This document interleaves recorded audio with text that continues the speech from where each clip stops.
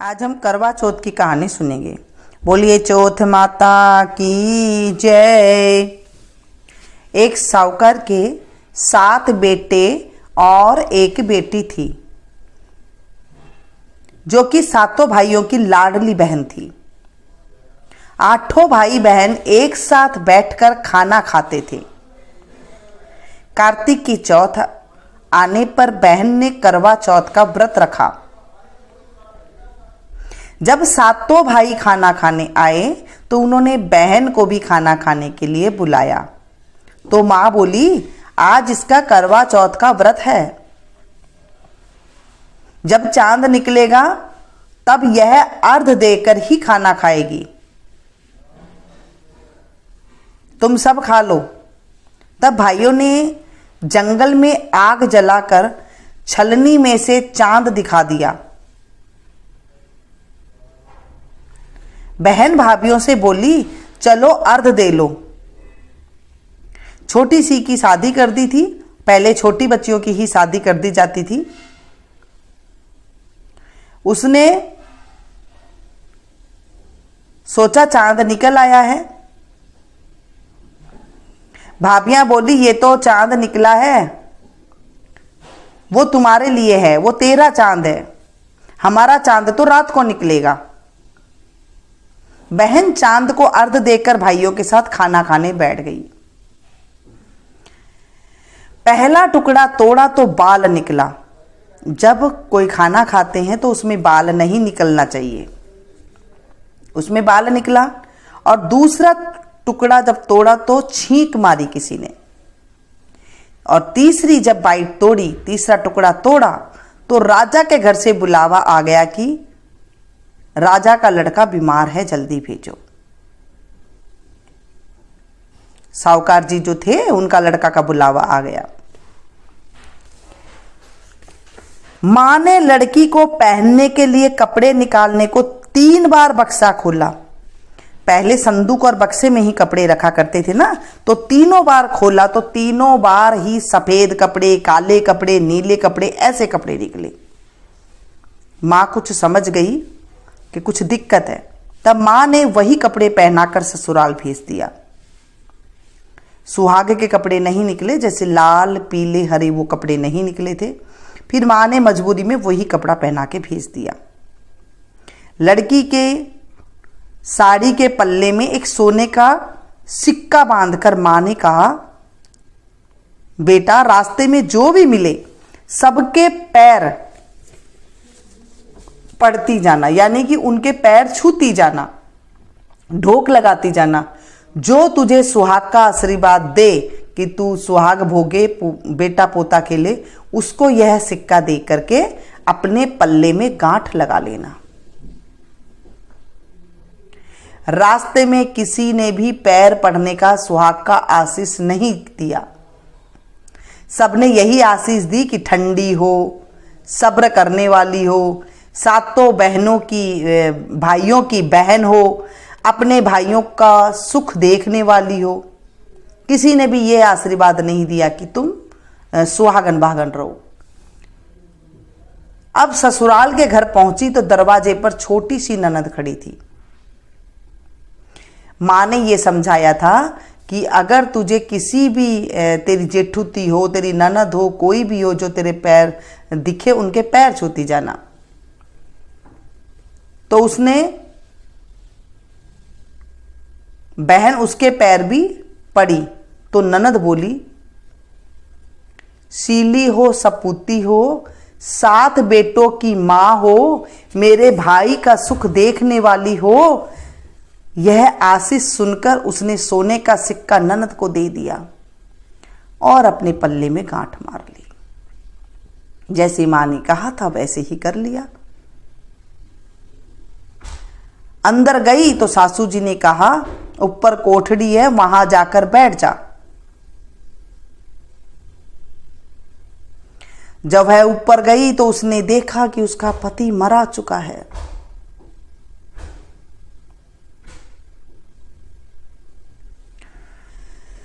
पति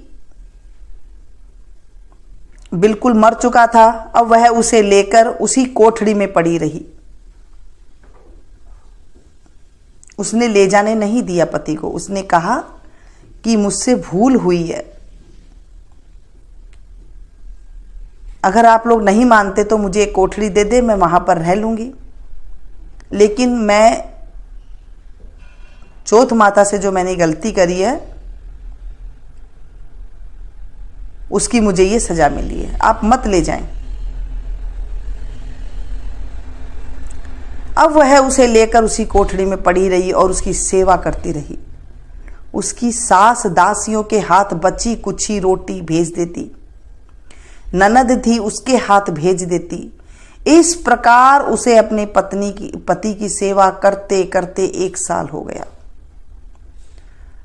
करवा चौथ के बाद मंगसीर आई। मंगसीर की चौथ माता के पैर पकड़े उसने कहा, मैंने तुझे दुहाग नहीं दिया है, मेरे से बड़ी चौथ आएगी वो देगा।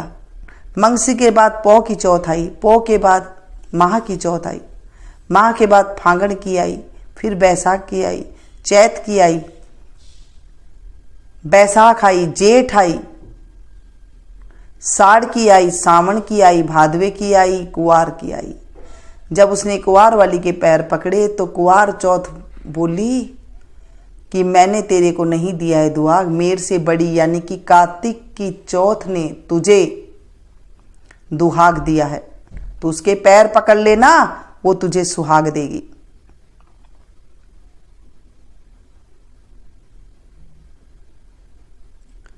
इस तरह करते करते उसे 12 महीना हो चुका था, 1 साल हो गया था। करवा चौथ का व्रत आया। सारी पड़ोसनों ने नहा धोकर करवा चौथ का व्रत रखा। सबने सिर धोकर हाथों में मेहंदी लगाई, चूड़ियां पहनी। वह सब देखती रही।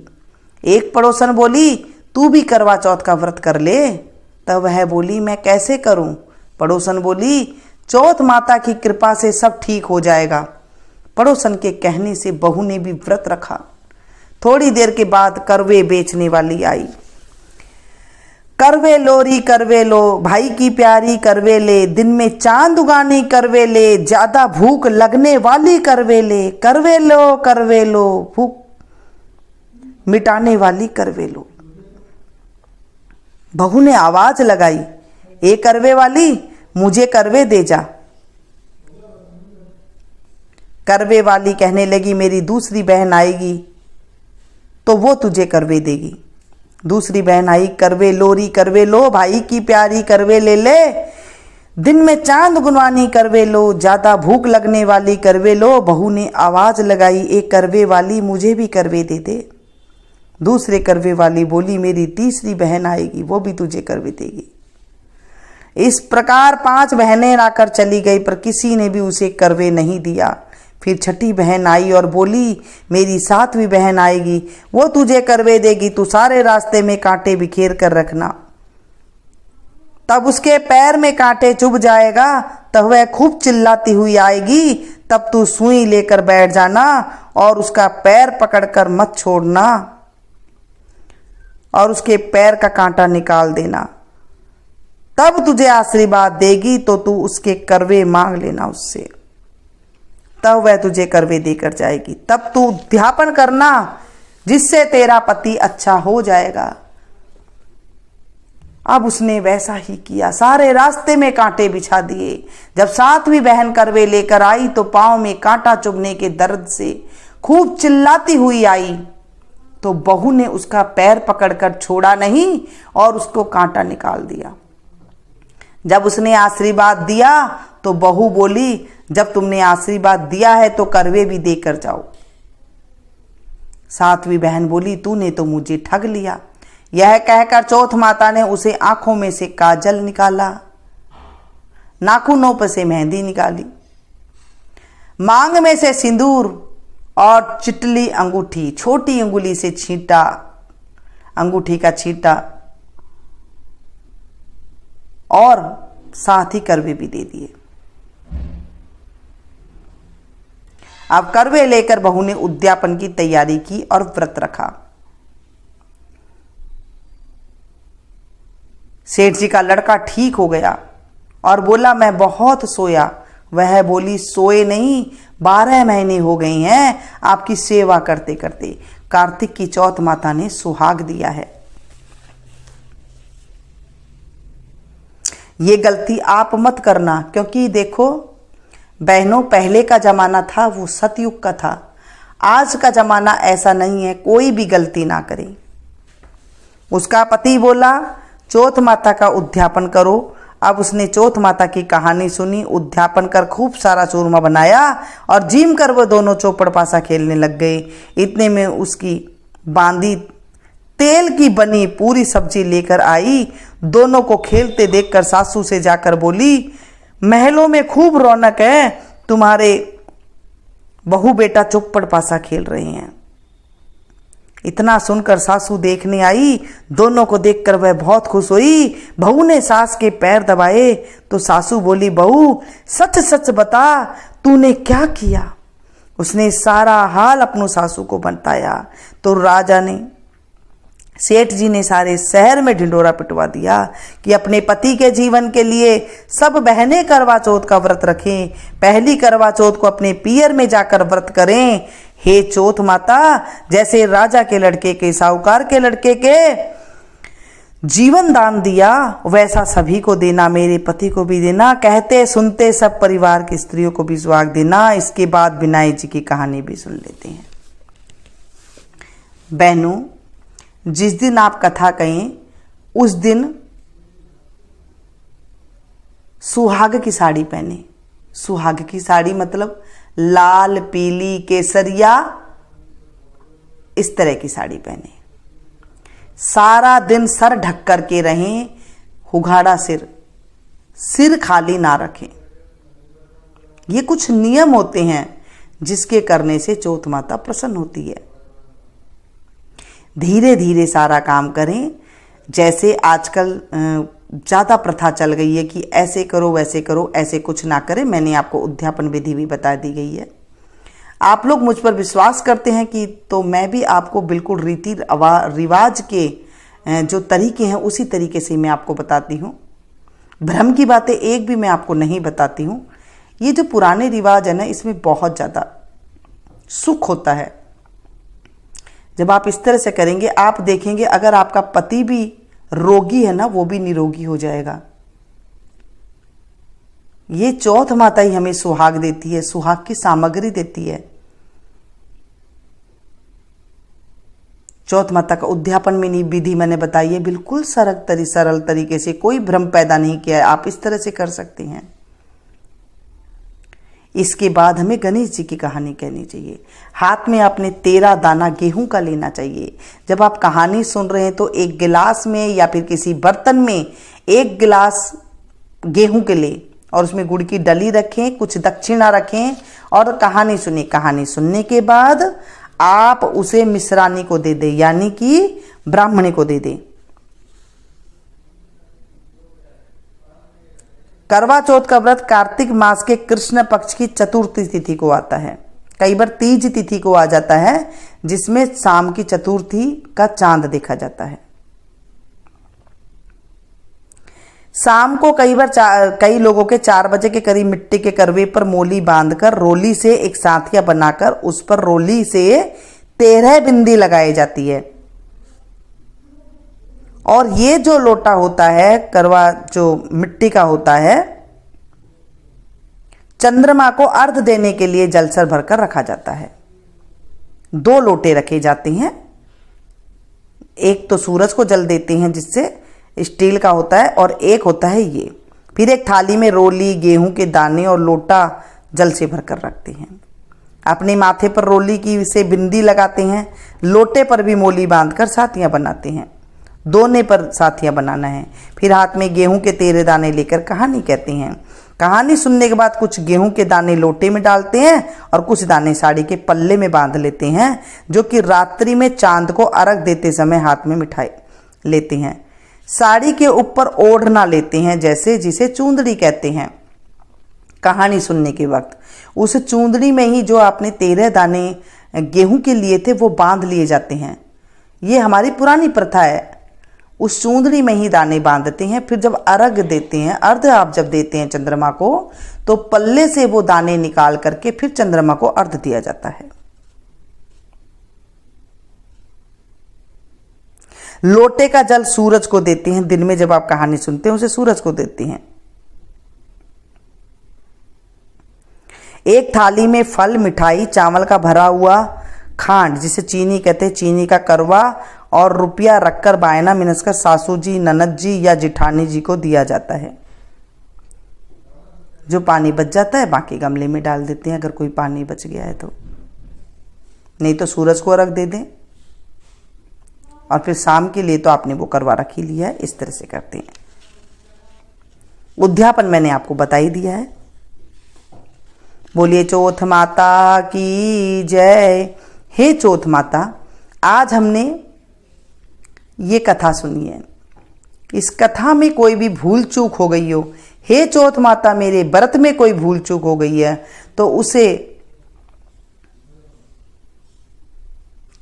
मुझे बच्चा समझ के मुझे माफ कर देना। मैं आपकी बच्ची हूं, मुझे माफ कर देना मां।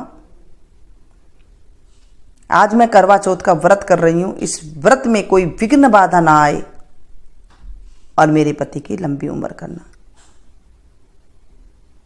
मैं जब तक इस दुनिया में रहूं मेरे पति मेरे साथ रहे, ऐसी कृपा करना। कहानी अधूरी है तो उसे पूरी करना, पूरी है तो मां उसे स्वीकार करना। हे माता, हे चौथ माता, मुझ पर कृपा करना। इस तरह से हमें करना चाहिए। बिंदाई जी की कहानी। एक गांव में दो माँ बेटी थी। बेटी माँ से बोली, गांव के सब लोग गणेश जी का मेला देखने जा रहे हैं, मैं भी देखने जाऊंगी। माँ बोली, वहां बहुत भीड़ होगी, कहीं गिर पड़ गई तो चोट लगेगी। बेटी ने माँ की बात नहीं मानी तो माँ ने बेटी को दो लड्डू और घंटी में पानी देकर कहा, एक लड्डू तो गणेश जी को खिलाकर पानी पिला देना, दूसरा लड्डू तुम खाकर बचा हुआ पानी पी लेना। बेटी मेले में चली गई।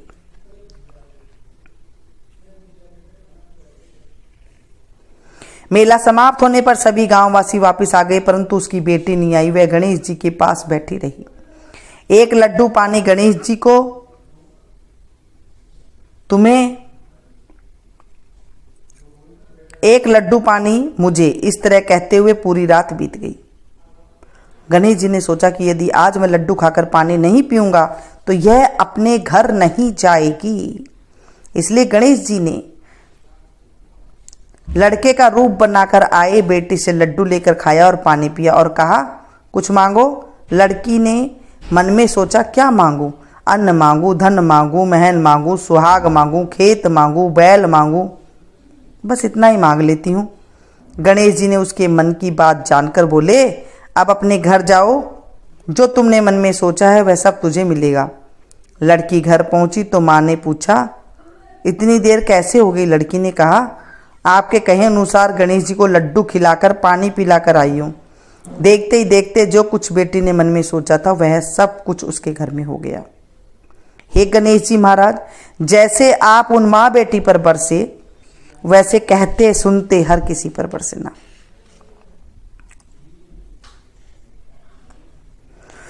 जब आप अर्घ देते टाइम पे मंत्र बोला जाता है। वो मंत्र बोलना बहुत जरूरी है। मैं कोई आपको संस्कृत मंत्र नहीं बता रही हूं, जो हमारी दादी नानियां बोला करती थी वही बता रही हूं। जब आप अर्घ दे तो हाथ में चांदी की या सोने की अंगूठी जरूर हो। चांदी की अंगूठी अति शुभ होती है। उस दिन हाथ में लेकर के आप चाहे सूरज को अर्घ दे रहे हैं तभी भी और चंद्रमा को दे रहे हैं तो भी ऐसे बोला जाता है, शीश मोतियारी सांकली, गले मोतियारो हार, करवा चौथ का चांद ने अर्घ देऊं, जियो मेरा पूत भरतार। ऐसे बागड़ी में बोला जाता है। और हिंदी में बोलते हैं तो, सोने की मुद्रा, मोतियन का हार, चंद्र सूरज को अर्घ देऊं। जब आप सूरज को अर्घ दे रहे हैं तो सूरज को अर्घ देऊं, करवा चौथ के सूरज को अर्घ देऊं। और चंद्र को अर्घ दे रहे हैं, जब शाम को आप दे रहे हैं तो करवा चौथ के चंद्र को अर्घ देती, जियो मेरे वीर भरतार, इस तरह से बोला जाता है। ये आप 2-3 बार सुन लेंगे, आपको आ जाएगा। फिर आप जब भी व्रत किया करें तो इस तरह से चंद्रमा को अर्घ देते हैं, जो आपने गेहूं के दाने लिए थे वो। शाम को चूरमा बनाया जाता है, मीठे के लिए चूरमा का प्रसाद चढ़ाया जाता है। वैसे आपके यहाँ जो बनाया जाता है आप वो बना सकते हैं। बोलिए चौथ माता की जय, गणेश जी भगवान की जय। वीडियो पसंद आ रही है तो प्लीज एक लाइक जरूर दे, इसे ज्यादा से ज्यादा अपनों के साथ शेयर कीजिएगा ताकि आपको भी कथा सुनाने का फल मिल सके। जो इस कहानी को कहे, सुने, सुनाए और हुंकारा भरे। जब आप कभी भी कथा सुनते हैं तो बीच में जब मैं बोलती हूँ एक साहूकार था तो उसमें हूं ऐसे आप भरे।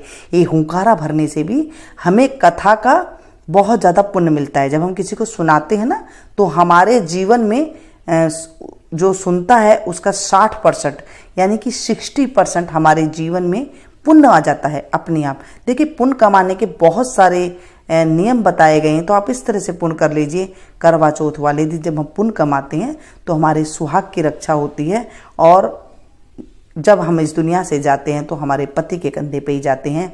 हर स्त्री की यही तमन्ना होती है कि वो जब जाए इस दुनिया से तो अपने बेटे और पोते के कंधे पर जाएं, अपने पति के कंधे पे जाएं। इस तरह से जो है कहा जाता है। तो ये थी छोटी सी जानकारी। फिर से मैं मिलती हूँ एक नई जानकारी के साथ, तब तक आप लोग देखते रहिए।